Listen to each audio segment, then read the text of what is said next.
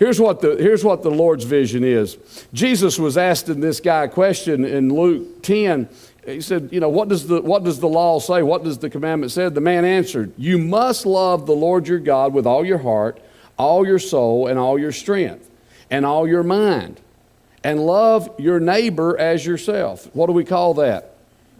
The golden rule. Still works. But how does it work?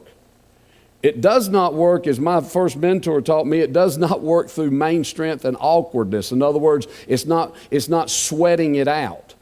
There's something that has to happen on the inside of you before this will work. If you try to work this without Christ making a difference in your heart, you'll just hurt yourself. Because I don't care who gets on television and says people are lovely. People are not lovely, myself included. God doesn't love us because we're lovely. And people don't love us because we're lovely. People love us because they love Christ and they love the Christ in us. That's the whole deal. And so that's the only way. If you use this in the Old Testament, they had to work it out by just main strength. They had to make this happen. We get to let this happen to us. We love him, as James said, we love him because he first loved us. Well, it wasn't about him. It was about him first loving us. But here's what I submit to you. Until we have the revelation that he loves us, we're none the better for it.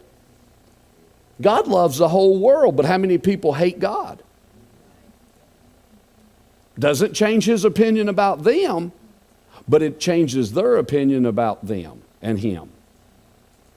See, what you believe is what makes the difference. See, some of you sit here today, and I'm believing all of you get this revelation, but there may be some of you, I'm not prophesying this, and I definitely am not believing for it. But you could sit here and say, well, Pastor's spot on this morning. I mean, them scriptures, how could you argue with that? But I don't believe God loves me. Well, you may have to do like I had done before. I don't care what I feel, don't care what nobody's told me, I'm going to believe the Word. If it says it in the Word, I'm just going to believe it.